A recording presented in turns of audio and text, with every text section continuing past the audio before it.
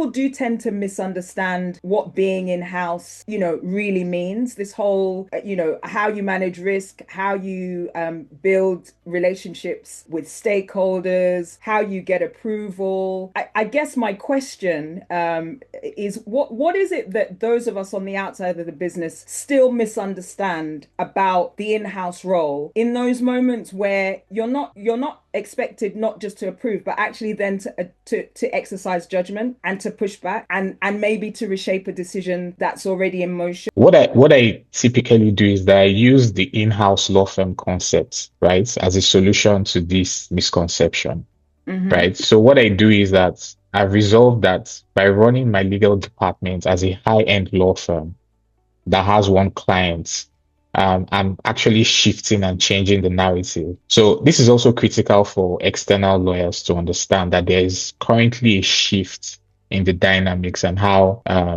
in-house counsel now operates internally, right?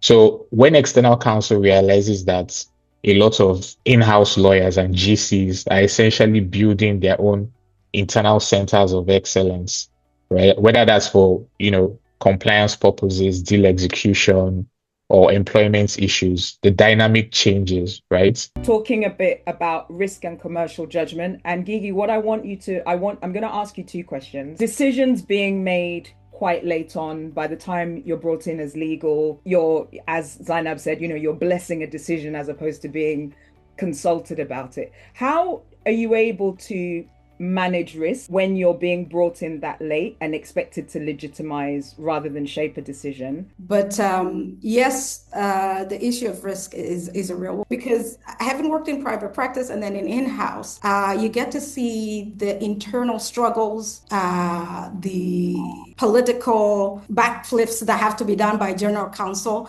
to get matters to move.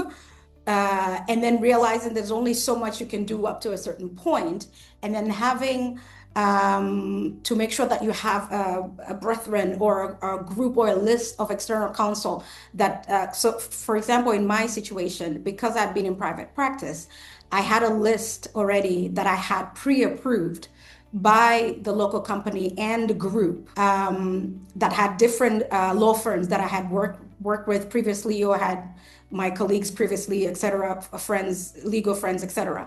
So these are people that I knew in one way or another who I was aware of what their capacity was in whatever area of law it was. So then when a problem rose up, I could hit the ground running. I didn't have to go out and get approvals or have to go through a whole bunch of bureaucracy to get things moving, because at the end of the day, the buck stopped with me.